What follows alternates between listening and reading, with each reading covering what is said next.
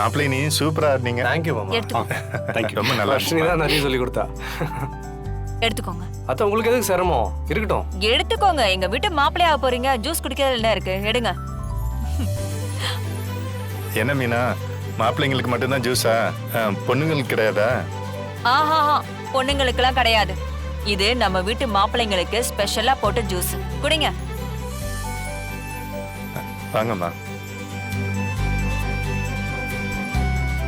அத்த கல்யாணம் முடிஞ்ச உடனே மாப்பிள்ளை விருந்து நீங்க வைக்கிறதுக்கு முன்னாடி பொண்ணு வீட்டுக்கு நான் ஒரு பெரிய விருந்து கொடுக்கலான்னு இருக்கேன். அதுக்கப்புறம் தான் மறுவீடு மற்ற விஷயங்கள்லாம். மாப்பிள்ள அது நம்ம பழக்கம் இல்லையே. முதல்ல மறுவீடு, அப்புறம் விருந்தெல்லாம் முடிக்கணும்ல. அதுக்கப்புறம் தானே மத்த எல்லாம் பார்க்க முடியும். இல்லம்மாமா, நானும் இந்த வீட்டுக்கு பல தடவை வந்துட்டேன். நானும் இந்த வீட்டில் கொஞ்சம் சாப்பிட்டுட்டேன். ஆனால் இப்போ வரைக்கும் நீங்க எல்லாரும் என் வீட்டுக்கு வந்து ஒரு நேரம் கூட சாப்பிடல.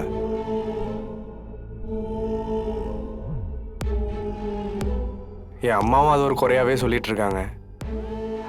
கல்யாணம் முடிஞ்ச உடனே நீங்க என் வீட்டுக்கு வரீங்க, அதுக்கப்புறம் தான் மற்ற எல்லாமே.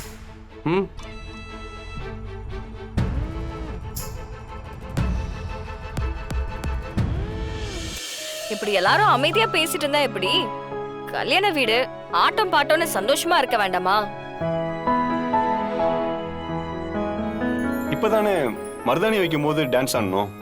ஏன் மறுபடியும் ஆடக்கூடாதா என்ன? அப்படி ஏதாவது இருக்கா என்ன? இருங்க, நான் பாட்டு போடுறேன்.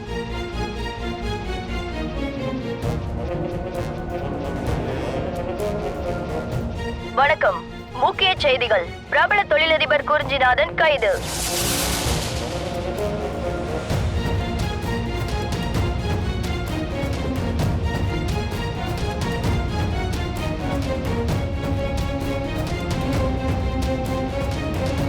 அவரது நிறுவனங்கள் பல்வேறு முறைகேடுகளில் ஈடுபட்டுள்ளதாக அமலாக்கத்துறை சோதனையில் தெரிய வந்துள்ளது. இதனை அடுத்து குறிஞ்சிநாதன் உடனடியாக கைது செய்யப்பட்டுள்ளார்.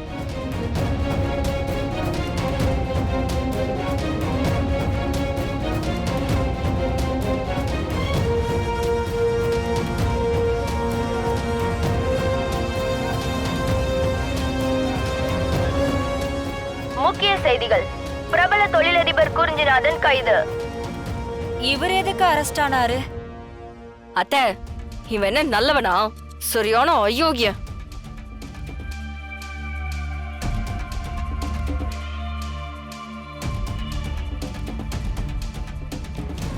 பணம் சம்பாதிக்கிறது மட்டும்தான் அவனோட நோக்கமே.